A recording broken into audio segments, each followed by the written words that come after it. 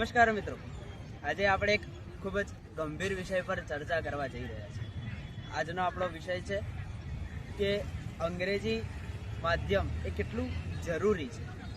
અંગ્રેજી વિષય તે આપણા જીવનમાં જરૂરી તો ખરો, પરંતુ અંગ્રેજી માધ્યમ શું એટલું જ જરૂરી છે?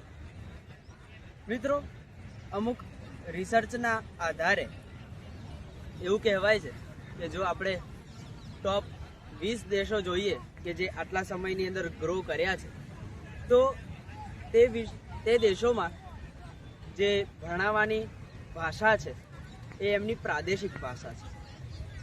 અને ત્યારે જ આપણે જે 20 જે ડાઉનમાં જતા દેશોને જોઈએ તો એમાં મોસ્ટ ઓફ આપણને એવું જોવા મળે કે અંગ્રેજી ભાષા ત્યાંની મેઇન ભાષા હોવાના કારણે તે દેશોની પ્રગતિ તે અટકી છે.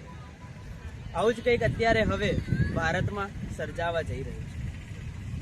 આપણે વાત કરીએ છીએ કે અંગ્રેજી માધ્યમની ભ્રમણા કેટલી ભ્રમણા છે કે અંગ્રેજીમાં છોકરાને ભણાવો તો જ એનું સ્ટાન્ડર્ડ ઊંચું કહેવાય, પરંતુ જે વિચારો, જે મૌલિક વિચારો તેને તેની માતૃભાષામાં આવી શકે છે, શું તે તેની અંગ્રેજી ભાષામાં આવી શકે છે? ચાલો વિચાર કરીએ. આપણે અંગ્રેજી ભાષા ભણીએ છીએ, બોલીએ છીએ, બધું જ કરીએ છીએ, પણ શું વિચારો, આપણા જે મનના વિચારો છે તે આપણને અંગ્રેજી ભાષામાં આવે છે? ના. આપણા ઘરમાં આપણી માતૃભાષા જે ચાલે છે, આપણી પ્રદેશની જે ભાષા ચાલે છે, એની અંદર આપણા વિચારો આવતા હોય છે.